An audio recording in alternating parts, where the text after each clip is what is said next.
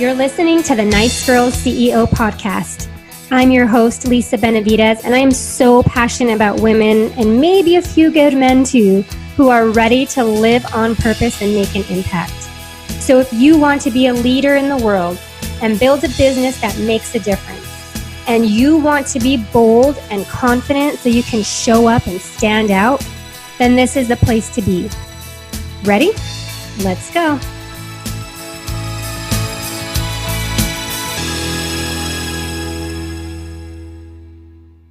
Digital products and passive income are all the rage, and we feel like that's just going to cure all of our financial problems and give us a business that we can make money while we sleep. And while that's very true, I think there are some misconceptions about it. And today's guest, Amy Jo, is going to help us with that. She's going to dive into some things we need to know about what a digital product is, how to really get it started and make the most of it. And that it's not as easy as we might think. However, once we get it going, it can be super magical and give us a business of our dreams. So if you've been wanting to have a digital product, tune in. Let's hear from Amy Jo. We're back again, and I have an amazing guest who's actually become one of my online friends. We've done a couple of things together, and I just love supporting her in the things that she has going on. So I'm really excited to have Amy Jo on today. She is an international marketing strategist, and she teaches people how to have digital products and sell them and grow their business using things like courses and other digital products that can be easier revenue once you put in the hard work. Because I feel like there's a little bit of misconception there, but it's really good revenue for the right type of person. And I'm really excited myself to dive in because it's something that's been on my mind for a while. So welcome, Amy Jo. I'm so excited to have you here today. Yay. I was just thinking about when we met and the stuff that we've done together, and I'm so excited to be here as well. Thank you for having me. Yay, me too. I'm excited to chat with you and learn from you for sure. So before we dive in, I like to have our guests just say what got them started, a little bit about what you do, but really just an overview of who you are and what you're all about.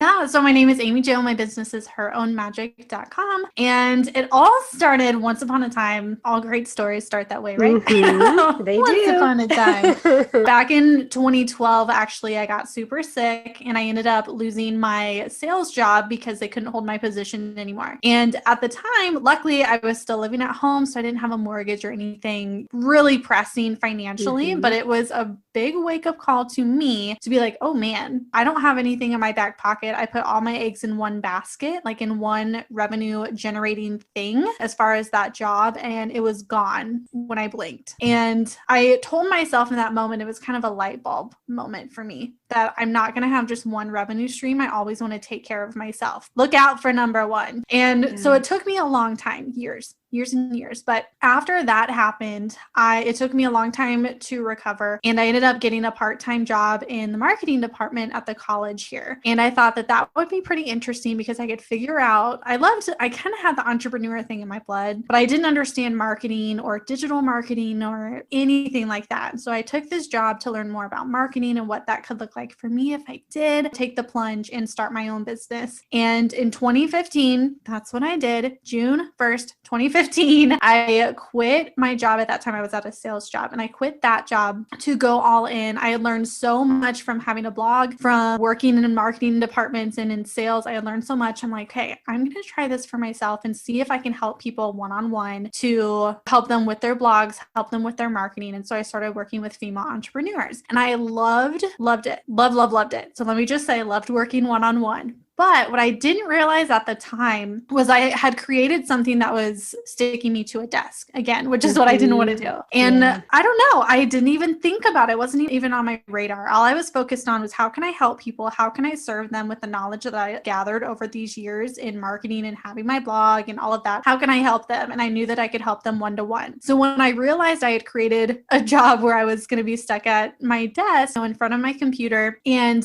I, at that time, for like the first first year or 18 months or so, I had clients in all these different countries, which means all these different time zones. And so I was working 9 a.m. or 9 p.m., helping people in all different time zones, which was tricky for me. And so that became really tricky energetically because I started to get burnt out. I started to get really tired. And so that again was when I decided, okay, now I need to figure out how I can release some of that pressure that I put on myself, how I can start making money away from a desk. And so my full focus started to turn to digital products. The first one I made was a workbook, and that first ping of the PayPal notification of someone purchasing that at 6 a.m. when I was still asleep was just like done. Like there is no other way. No, but it was a big aha. And if I could do that, I could replicate that and do it over and over again. So the first thing I did was a digital download product. It was a workbook. And then I stepped into doing my first course and so on. But it was a really big moment. My first digital product creation for me started in 2016. Okay. And it was just a big aha, just an aha moment that allowed me to stop working in all the different time zones. It allowed me to make money away from a desk. But all of that to say, I love what you said in the beginning, because there is totally a misconception because people hear, passive income, like, oh, it's going to be so great. There's a lot of work at the front end, getting the system set up, getting the product ready, getting the traffic there. There's a lot of work that goes into it and a lot of tweaking, which we can get into that stuff if you want to, but I love that you pointed that out because it's totally true. So it was definitely hard work in the beginning. And sometimes it's still hard work. Like sometimes you'll create something or a funnel that maybe doesn't convert or something like that. But that's kind of in a nutshell what got me here into my passion for digital products, and why I just think it's important for everybody to look into for their life and then for the business as well. For sure. I love that. I love hearing people's stories because I feel like we all see the results of where you're at now or where you're going, and we forget to look back. Or for those people that are just starting out and listening to this, it's like, okay, it's okay that I'm not fully understanding what I'm going to do. I mean, I don't know how many times in my beginning that I switched my thing because it literally is a journey. And I feel like if we're not always evolving into that next level, we're not really doing our job, right? But I also wanted to circle back because you talked about starting one-on-one. And I think that's really important and key in making the passive revenue dream better because it gives you the opportunity to really define what you do, who you do it for, and how you do it so that you can package it up and you're going to be able to sell something that's actually going to work. Yes. And that's always, if you can work one-on-one, that one-on-one gave me so much insight into who I was helping, where they were getting stuck, some of the stories that they would tell themselves, and a lot of mindset stuff came up too. And so that was stuff that I could help them work through, but also in the back of my mind, for those of you who are working one-on-one now, you can think of like, this is copy for sales pages too. Like I'm helping them, but I also understand and I can hear the stories that they're telling, where they're getting stuck and exactly how I can help them, which is it's so important in so many different ways because you being able to talk about the transformation that you can take them through is so important. Love it. So I want to dive in because I do like to keep these episodes pretty short and sweet, but I know you have some great things to give us. So my first question, and I think this will kind of kick off the convo, is how do you really get started? If for me, I'm going to put myself on the spot because I do want to start having digital products. And I know a lot of my audience does too. So where do we even start to go down that road? This is my favorite thing to talk about because it can feel it can feel so intimidating, seeing people who are farther than you having these massive courses that are like thousands of dollars. And it looks like, oh my gosh, that's going to take me forever to do. That looks like so much work. And even seeing that, our minds can say, you don't have time for that right now, or that is so much to do maybe down the road. And that keeps us in a place of stuckness when really we want to create that digital product, right? So the way that I like to think about it is the very first thing, of course, you want to identify is that transformation that you have probably gone on that you can help someone else go through. And it doesn't have to be this huge, I changed their life forever. It could be something so simple as like you change the way they thought about something, or you help them improve a little bit on XYZ. But the biggest thing is like, how can you help them? And then for you, how can you create something in the easiest way possible? So the story, like what I just shared, the easiest thing for me at that time, because I was still working with my one-on-one clients, I didn't didn't have a ton of time. I was working with people in all different time zones. So my time was limited, right? And so I'm thinking, what's the easiest way that I could create a digital product that I know, because I've gone through this transformation, because I've helped my clients go from this point to this point, what is something easy that I could package together that would help people in that same position, like the clients that I'm working with? And the easiest, like the path of least resistance, that's my phrase this year. I think the easiest thing for me was just a digital workbook. So I opened up Canva, and Canva has so many templates now. I don't even know if they had workbook. Maybe they did. I don't think so. I don't know. Yeah. So I just crossed my fingers that it looked okay. But I created the digital workbook just in Canva. Path of least resistance. How can you make it super easy? And that workbook, it was kind of a chunk. It was quite a few pages, but like I said, they have templates now to make it super easy. So for you, if you're writing down like a step-by-step path for you, what are some of the transformations that you have gone through? And then what are some of the transformations since you're working one-on-one that you've helped people go through? And then identify one that feels to you of something that would be the path of least resistance to create a digital product for yourself. So maybe starting small. I love mini courses. I love workbooks, ebooks, things like that. Something that is small, easily digestible, that's easy for you to create and get out there sooner than later. Got it. That feels really good. And I think that is the key to almost all of our problems in creating any kind of offer, is that we tend to overthink it. But if we break it down and think, what is this one step? And how can you break that down to teach somebody else how to do it and give them the tools they need? That feels a lot better. I wanted to ask you earlier too, where did you sell your first digital workbook? I actually sold it on my website. On the website. In 2015, I still had like a blog, and my podcast, I think, was 2015 or 2016. But those are the main things that I focused on at that time as far as traffic generation and growing an audience. And so that is where I focused as far as getting people onto my website to purchase that. I didn't put it on Etsy. I know there's a lot of people out there putting digital products and workbooks and things like that on Etsy and Amazon and stuff like that. I didn't do any of that. I just did it straight through my website. And then they would purchase it. I always talk about bootstrapping, and looking back, it was probably like duct tape together, but I probably did it the hard way because I didn't have fancy softwares. I didn't know how people did that. And so I just Googled, how could I do this? And I think what I ended up doing was I just went to PayPal. I figured out how to put a PayPal button on my site and duct taped. Like I said, once they did that, then they would get an automated email that had the workbook link download. Yeah. Cool. Yeah. No, I love it. I feel like that's important to know. So last week's episode is talking about an Etsy shop and how to have products and even digital products on. Yeah. So it's just interesting to see like how you did it, but because you had the blog already, that probably already gave you some momentum, which helped sell that first workbook, right?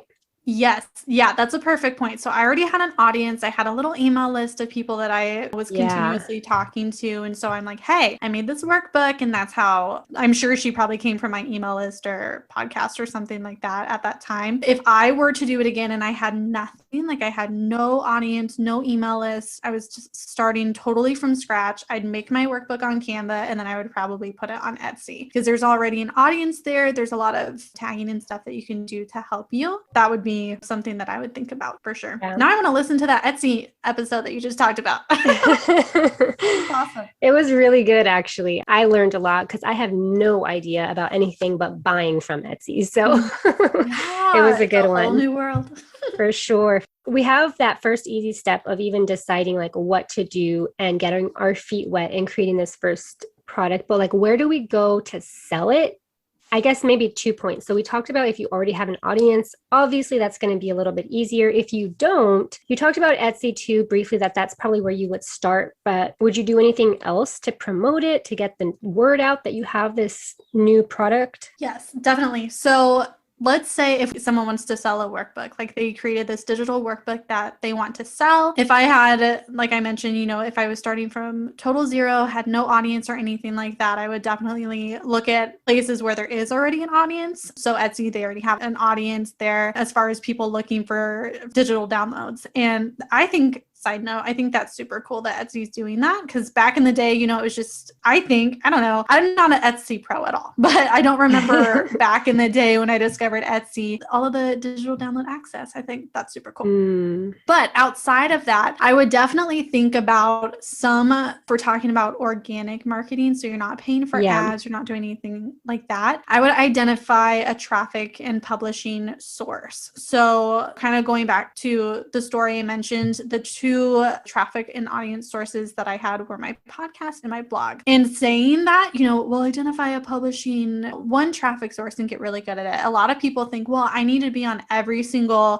platform all the time, 24/7. If I'm not there, I'm missing sales. They're going somewhere else. And so that's a whole mindset thing that we have to work through, because there's billions of people on the planet. There's plenty of time and plenty of people. Right. You don't have to be all the places, and doing that, feeling like you have to be all the places and show up perfectly all the time. I'm going to go on a rant here. I can feel it, but I'm feeling it too, because that's something that I talk to anybody that comes in my world about. Is like, start with one. And if you can add a secondary that is very complementary and easy to repurpose, go for it. But don't try to do it all at once. Figure out one.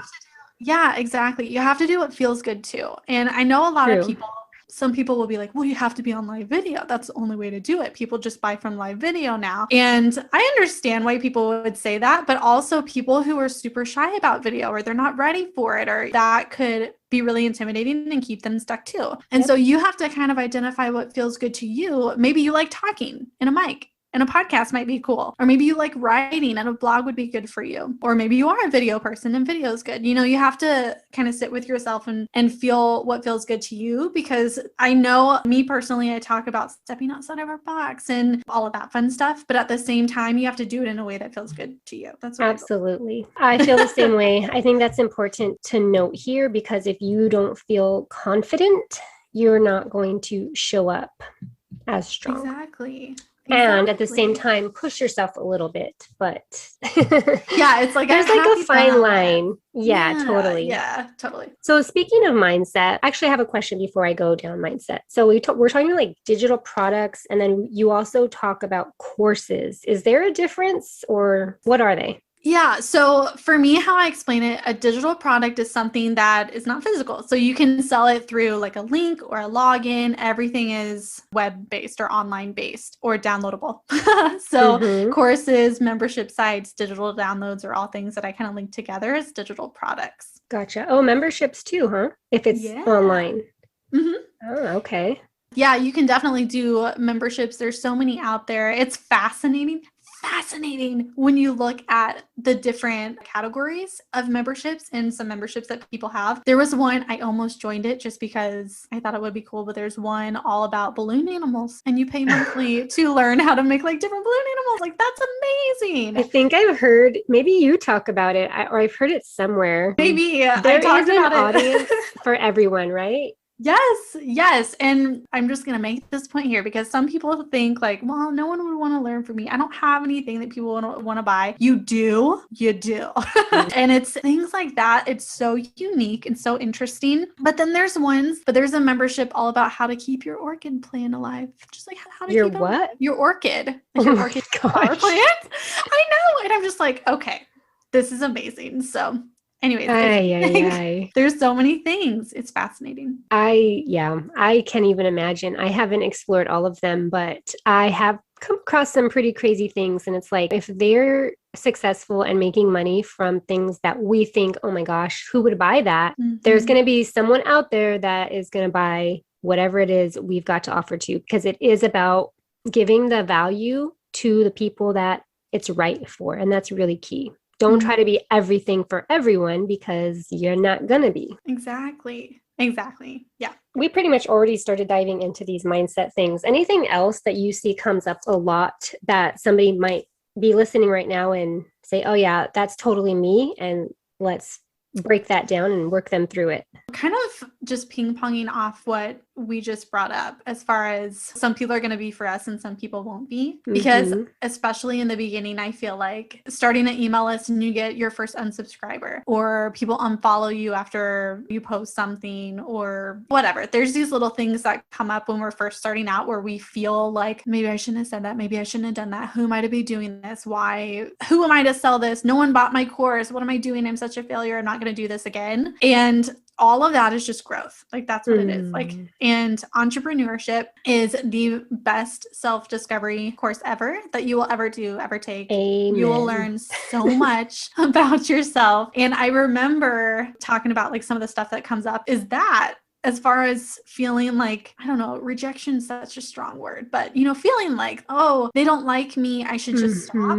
And really, I was just talking to someone about this week. When people leave our email list, or if they don't purchase, then it doesn't say anything about you. They're making space for people who are going to love on you even more. And it's just a mindset reframe. But another mindset thing that came up for me revolved around charging for what I know and charging for my knowledge. And one of the stories that I have is one of the first programs that I sold. I think I sold it for like $400, and I started bawling. I was like, I need to refund her. I feel so bad. Like, I should just give it away for free. Like, who am I to be charging for this? And it brought up so many, I think I did text her. She was one of my friends. I'm like, I'm so sorry I charged you. It brought up so much emotion that I didn't even know what money mindset was. So I don't know. I guess I'm just feeling like I have to say this, as far as like, these are things that may come up for you when you start, whether it's your digital product business, whatever kind of business you do. These are things that may come up. Keep an eye on them. I don't know. I wish someone would have warned me beforehand. Totally. I always think that too. And at the same time, I wonder if I would have listened.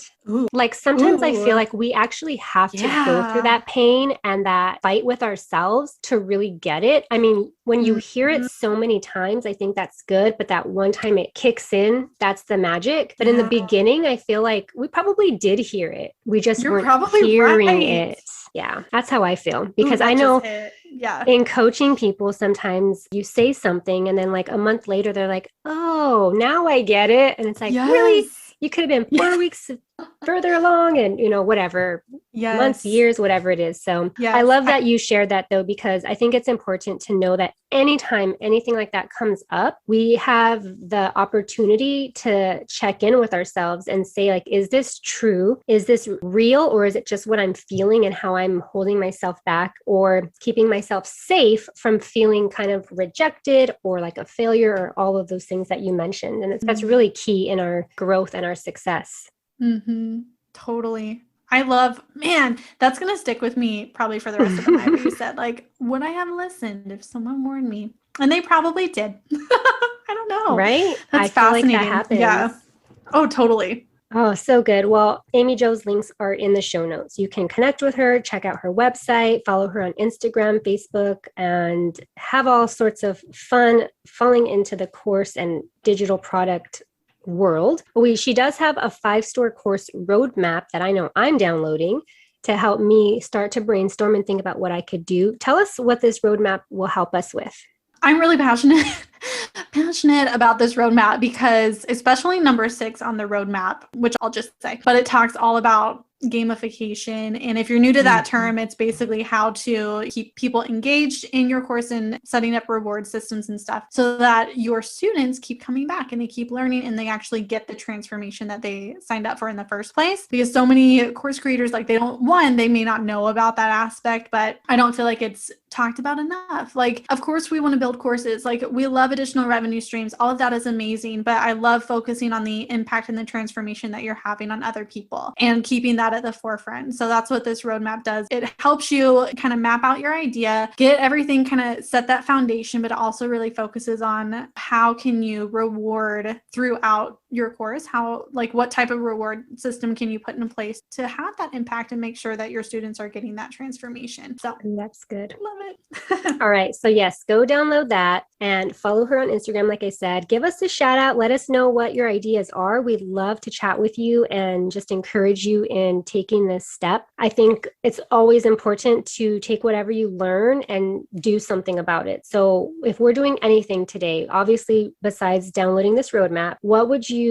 encourage us to do and take action on right away? So to take action right away, one of my favorite things is I do this all the time, but to do brain dumping. And so instead of sitting in a place of like, oh, I have so many ideas, get out that pen and paper, write down all the ideas, and then go back through that list, all your ideas for a digital product, course, membership, whatever it is. Write down all of your ideas and then sit for a second and feel out which one feels most exciting for you to explore, which one makes you the most curious about what you could create within that one thing. And that's going to be your jumping off point. So that would be like the first step is do that brain dump, identify which one's the most exciting, which one brings up the most curiosity as far as what you could create and do with it. And then that's where the magic happens. Then get that roadmap and follow the steps from there. Love it. That sounds perfect. Amy Jo, thank you so much. I appreciate you taking the time to share your brilliance with us and get us just a little bit more familiar with what digital products are and how they can really help us grow our business and take us away from the desk so we can enjoy our life more. That's